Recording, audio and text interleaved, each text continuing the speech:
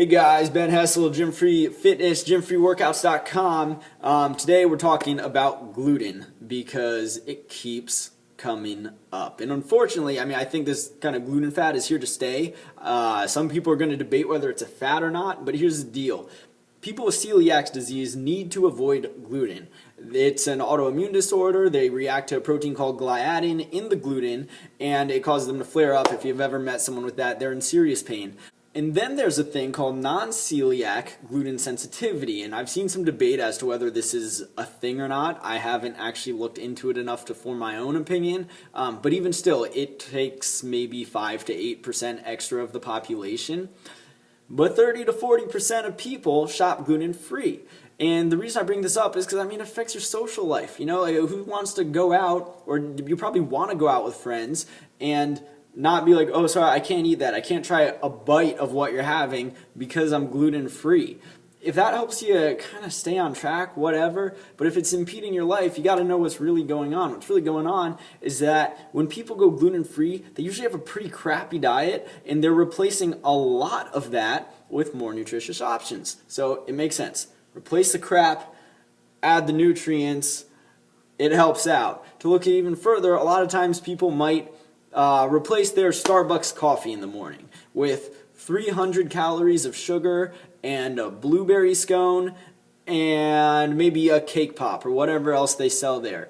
And they just decide one day, I'm cutting out gluten. I need to lose weight. I need to feel better. But it's not that they necessarily cut out the gluten, it's that they're taking in a lot less calories, so something more appropriate to what they really need. They are also replacing it with more nutritious options. So maybe you've got eggs in the morning now, or a protein shake, or just something that's a little more nutritious, or you're taking out the 4 servings of pasta every night, and maybe you have well, I guess you don't have pasta if you're gluten-free. Maybe you take out the 4 servings of pasta and you're replacing it with some meats and some veggies and some fruits. Wow, of course, anyone can tell you that that's a better option. But so what's happening is that you're losing weight because of the energy deficit, and you're feeling better because you're giving yourself a lot more nutrients and micronutrients too, like your vitamins and your minerals, and you're taking out a lot of the crap.